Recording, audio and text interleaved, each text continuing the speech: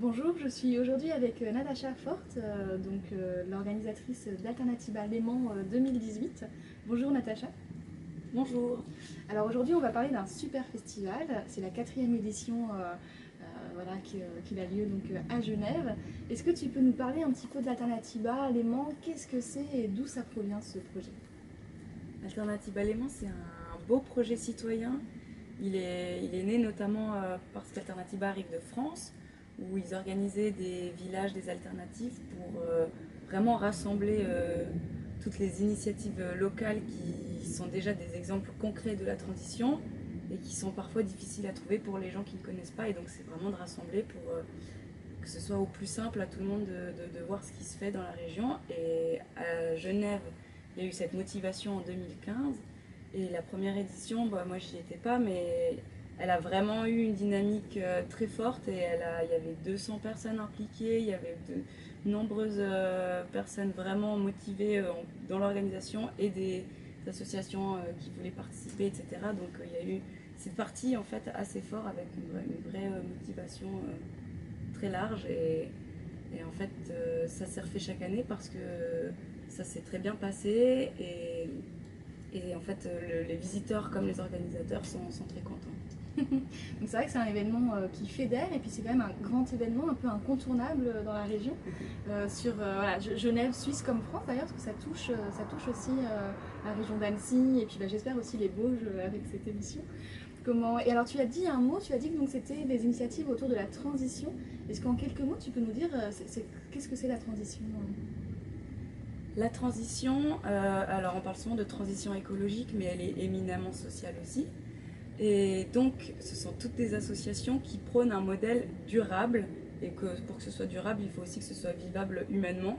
Et donc, c'est durable écologiquement au niveau des ressources, et c'est durable humainement dans le sens où on essaye un peu de dépasser cette hiérarchie stressante qu'il y a actuellement. On parle beaucoup de gouvernance horizontale, par exemple, de l'acratie, ou de la communication non violente, etc. C'est vraiment euh, arrêter de faire le patron, le salarié, qui ont un seul objectif de profit, etc. C'est plutôt de remettre l'humain dans le centre.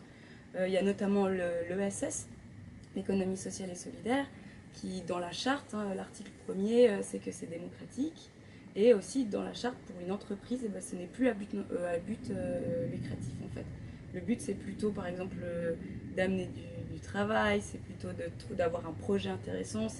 On arrête d'avoir comme but l'argent, mais plutôt le projet en soi. Donc c'est le projet de la transition en général, c'est justement déjà de changer ce gros dogme actuel. Un bon gros dogme, donc c'est intéressant. Mais là c'est intéressant parce que du coup c'est vrai qu'Alternativa, le projet, le mouvement, c'était beaucoup autour du climat et de l'environnement. Là ce que tu me dis c'est qu'en fait c'est beaucoup plus large et ouvert, c'est vraiment des valeurs de remettre l'humain au centre et qu'après ça peut être dans le monde de l'entreprise, dans la communication, dans l'environnement certes aussi. Et je crois qu'il y a pas mal de... Vous avez créé des pôles, la journée du samedi, des thèmes. Est-ce que tu peux nous dire un peu tous les thèmes et les pôles que vous avez? En tout cas, ceux dont tu te rappelles. Bah, il y a 12. En fait, c'est des espaces thématiques. Et c'est très très large. Donc, ça passe par exemple, la santé, la transition intérieure, la santé, etc. Ça passe par l'économie sociale et solidaire, la finance, qui est un pôle en soi, l'agriculture de proximité, la consommation durable, la mobilité douce. Il y a les médias alternatifs, parce que les médias également, il y a besoin de réformer le système actuel. Il y a artistes et culture aussi, donc c'est vraiment large. Et les collectivités locales, donc il y a la ville de Genève, il y a la commune, il y a des communes, etc. Donc c'est très très large et ça part dans tous les sens, tout ce qui touche à l'organisation de la société. Il y a normalement une, une alternative qui sera sur place. Alors maintenant que tu nous as mis un peu l'eau à la bouche, on va dire, est-ce que tu peux nous dire un peu combien de personnes vous attendez pour cet événement? C'est très difficile à dire, c'est un parc ouvert. C'est les gens qui arrivent, qui se baladent. Cette année, on a quand même des bons espoirs parce qu'on a de la chance, on est au parc des Bastions. Donc c'est en plein centre de Genève, c'est un parc magnifique qui est de toute façon fréquenté. En plus, il fait super chaud, donc Bon, je vais dire c'est 10 000. Je sais pas, je me rends pas compte. Il y aura du monde en tout cas. Il y aura du monde. Il y aura du monde, ça sera. En tout cas, il y aura du monde toute la journée dans le parc. Après, s'il y a un professionnel compteur qui veut venir nous aider, on le prend. Et alors justement, quel public est-ce que tu aimerais toi voir sur ce festival? C'est quoi un peu tes ou vos motivations pour ce festival, vos espérances? Alors, il y a deux publics très distincts qui m'intéressent particulièrement. C'est bon, le public qui connaît déjà, mais là, c'est pour créer un réseau, créer des projets ensemble. Par exemple, c'est vraiment l'endroit où les gens peuvent se rencontrer, etc.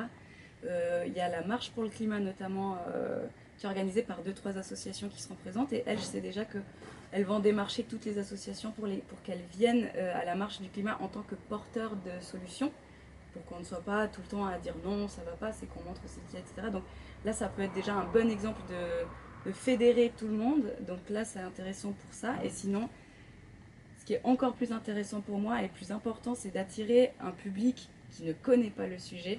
C'est un public qui, forcément, soit bon, il se balade, etc. Il va aller voir il se balade pas pour le festival, mais il est là, donc il va s'intéresser. Peut-être que ça va créer quelque chose, ça va amener des graines et semer des graines. Et sinon, pour ceux qui viennent sans aucune connaissance, qui ont peut-être vu le programme et qui se disent souvent ah ouais, bon, le climat, maintenant on peut plus trop se permettre de dire que ça ne nous touche pas, que la transition on s'en fout, etc. On passe un peu pour un conservateur arriéré. Donc de toute façon, tout le monde s'intéresse. Le problème, c'est de bien connaître et de connaître aussi les pièges, le greenwashing, etc. Ça sert à rien d'acheter toutes les semaines un t-shirt à coton, au coton biologique, si en fait ça détruit quand même des forêts, par exemple. Donc c'est vraiment aussi connaître bien la problématique et rencontrer des gens qui sont dedans pour vraiment se mettre dedans. Parce qu'après, on connaît quelqu'un, c'est quelqu'un qui est déjà dans le réseau et donc qui connaît quelqu'un d'autre dans un autre sujet, etc. Ça va vite une fois qu'on est dedans, en fait. Ça part dans tous les sens, ce qui est très bien. Mais il faut y aller pour commencer. Et alors justement, alors à tous ceux qui nous entendent et qui ne sont pas dans ce, on va dire, dans ces questionnements, on va dire, au quotidien de la transition, du climat ou de l'environnement ou même autre, ou de l'entreprise éthique, etc. Qu'est-ce que, là tu peux leur parler, motive-les. qu'est-ce qui pourrait, voilà, justement, qu'est-ce qui pourrait les motiver à venir, à oser se déplacer au parc des Bastions? Ben, déjà, c'est une journée qui offre beaucoup d'activités. Donc ce qui est sûr, c'est qu'on ne s'ennuiera pas. Et en plus, s'il fait beau, il y a une restauration bio, locale, végétarienne qui est délicieuse. Il y a plusieurs choix, etc. Donc rien que pour, si vous voulez vous poser, manger, je sais que les festivals de food truck ont beaucoup de succès. Bah là, rien que ça, par exemple, c'est déjà une offre qui peut être intéressante pour les gens de se poser à un parc et d'être simplement posé confortablement. Il y aura un peu de musique. Et après, il y a toutes ces associations qui sont super intéressantes, qui ont des projets qui vont loin parce qu'à chaque fois, c'est dans leur propre domaine, donc ils s'y connaissent beaucoup. Donc déjà, s'il y a quelque chose qui intéresse, c'est vraiment une possibilité de rencontrer les personnes. Elles sont là pour vous, pour discuter, et surtout, elles le font à travers des animations. Donc là aussi, il y a peu de chances de s'ennuyer parce que c'est vraiment, ça ne sera pas juste des flyers distribués, des questions-réponses où vous ne savez même pas quelle réponse poser. C'est un peu une journée vraiment conviviale. C'est pour les enfants, c'est pour les adultes. Moi, à chaque fois que je vais dans les festivals, je fais le tour des stands où il y a les animations et j'apprends plein de choses. Au Paléo, j'étais au stand Médecins sans frontières, et j'ai appris beaucoup d'informations avec leurs petits jeux. Et donc ça, c'était vraiment intéressant et didactique. Et puis on ne s'ennuyait pas, donc c'est le but. Alternatiba aussi.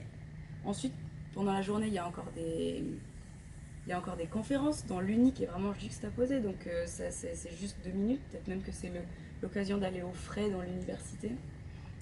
Et le matin, il y a aussi un jeu, un atelier jeu, donc ça c'est assez sympa, ça s'appelle le jeu de la monnaie. Et on se met dans une sorte de jeu de rôle, une sorte de Monopoly taille réelle, mais avec différents systèmes financiers pour voir comment l'homme réagit selon l'organisation monétaire, en fait, tout simplement. Donc ça, c'est assez intéressant. Et le soir aussi, il y a des concerts. Donc là, c'est aussi le but d'attirer un public qui est là pour qui vient à la base pour se divertir, mais s'il vient à l'avance un peu, etc., il verra tout ce qui se passe, ou alors rien que le fait d'entendre parler d'Alternatiba pour que l'année suivante il vienne, ou qu'il suive, ou simplement qu'il aille sur le site, et là il verra toutes les associations qui ont participé, donc là ça lui montrera aussi tout ce qui se passe à Genève et à Grand Genève et France voisine, c'est incroyable. C'est une très bonne nouvelle. Et voilà. Bref, c'est une journée à ne pas louper, le 22 septembre, donc samedi prochain. Voilà. Très riche, voilà, il fera très très beau, en plus on le Oui, sait.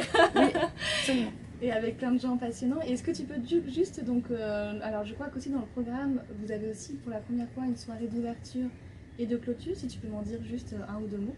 Oui, le vendredi soir, il y a la soirée d'inauguration.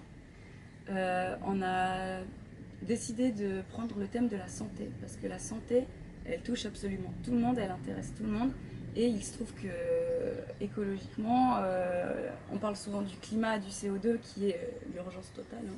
Mais il y a aussi la santé, il y a beaucoup plus de morts qu'on pense par la pollution, etc. Et aussi un sujet qui est étonnamment peu médiatisé, c'est les perturbateurs endocriniens. En fait, ils sont un peu arrivés comme ça, vicieusement. Personne ne savait vraiment ce que c'était, on les a placés dans tous nos produits. Et maintenant, il y a des recherches et en fait, c'est un énorme scandale. C'est un énorme scandale, mais personne ne connaît le sujet. C'est pas très sexy, perturbateur endocrinien. Et pourtant, c'est incroyablement intéressant et c'est quelque chose qu'on devrait connaître, qu'on devrait savoir ce qui se passe autour de nous.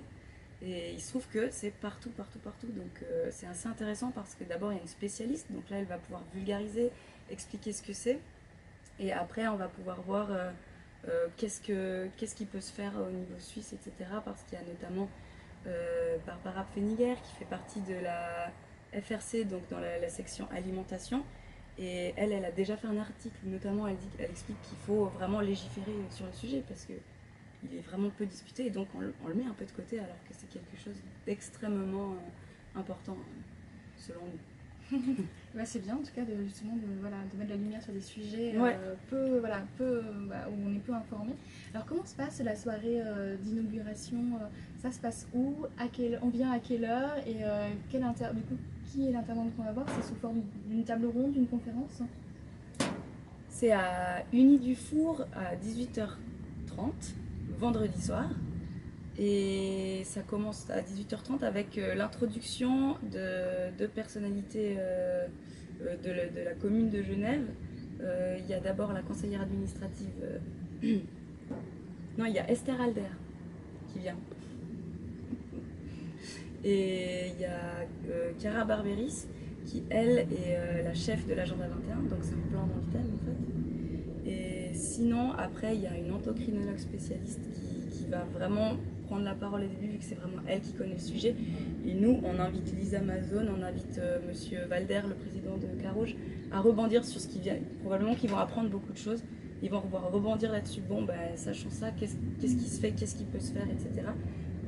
Et avec Madame Pfenniger qui, elle, travaille vraiment sur le sujet, qui va pouvoir aussi alimenter la table ronde. Mais ça commence par la conférence, puis après, c'est un peu une discussion autour de ce qui s'est passé. Voilà. Super, et bien merci vraiment à toi Natacha. Il y a encore le samedi soir. Oui d'accord, donc on va parler aussi de la soirée de clôture. Hop. Donc voilà, et ça finit donc ça c'est le vendredi en début de soirée. Ensuite on a toute la journée du samedi là pour une journée super riche et ça se finit par une belle soirée de clôture, une première aussi, parle-nous-en. Il y a une soirée de clôture, donc il y a toute la journée les animations, etc. Il y a le concert le soir, mais entre deux, il y a une grande conférence également à Uni du Four à 18h30 avec 3 invités qui sont calés sur le sujet de l'économie. Parce que l'économie régule notre société entière actuellement. C'est donc un sujet qui est absolument primordial. Et l'économie, on ne pourra pas s'en passer. Elle sera différente, mais elle sera toujours là. C'est juste qu'au lieu d'avoir l'économie qui régule la société, ça sera de nouveau une société qui régulera l'économie, on l'espère. Donc ça va être... le thème est assez large, c'est quelle économie veut-on? Et le but c'est déjà de discuter qu'est-ce qui ne va pas actuellement dans l'économie. C'est pareil, c'est un sujet qui est, selon moi, on a l'impression qu'il est réservé à une certaine ligne, à certaines personnes qui ont étudié le sujet. Combien de personnes m'ont dit « Oh, moi l'économie, je connais rien, je m'en fous, ça me touche pas, etc. » Ça touche tout le monde en fait. Et même beaucoup, ça impacte la plupart de nos vies, de comment il est organisé le travail. Bernard Friot, il va beaucoup parler du travail, lui il parle de l'émancipation du travail Et c'est très intéressant parce qu'il prône un système différent qui permettra de remettre en avant le travail et d'avoir de nouveau du plaisir au travail qui n'est plus j'ai besoin d'argent, mais qui est je fais ça et comment suis-je rémunérée. Et donc Sophie Swatton, elle parle beaucoup d'économie, elle est philosophe économiste, mais elle travaille beaucoup sur la durabilité, donc elle va pleinement intégrer la notion de durabilité dans le débat, ce qui est aussi ce qui est vital en fait actuellement. Vous finissez par un sujet bien chaud, bien brûlant. Ouais. Et après, voilà, il y aura le concert pour faire descendre tout ça. Merci Natacha. Est-ce que tu peux me rappeler du coup toutes les infos pratiques, les heures peut-être, et puis aussi où est-ce qu'on peut trouver tout le programme qui est riche de danse. Voilà, toutes les informations. Toutes les informations se trouvent sur alternatibaléman.org. Il y a le programme entier. Dès jeudi soir déjà, il y aura des conférences à Unimail dès 18h15, mais là c'est une offre assez qui est quand même étoffée, donc je vous invite à aller feuilleter pour voir s'il y a un sujet qui vous intéresse. C'est des sujets variés, donc probablement qu'il y aura quelque chose qui vous intéressera. Le vendredi, il y a la soirée d'inauguration à Unis-du-Four à 18h30 sur le thème de la santé, de l'alimentation et de l'environnement, tout simplement. Le lendemain, grande journée des alternatives où là vraiment il faut juste aller au parc, se balader, rencontrer les gens, profiter de la nourriture, profiter des animations, de la musique, etc. Et le soir, soirée de clôture sur le thème de l'économie avec René Langer, Sophie Swatton et Bernard Friot. Donc pas trop de gens comme ça, ils peuvent quand même vraiment discuter du sujet. Et après le grand conseil de Danitza, qui est quand même de plus en plus connu, qui a fait une belle tournée cet été de festival et à chaque fois le public est ravi. Donc on a hâte. Super programme, merci Natacha et on se retrouve donc jeudi, vendredi et samedi à Alternatiba à Genève.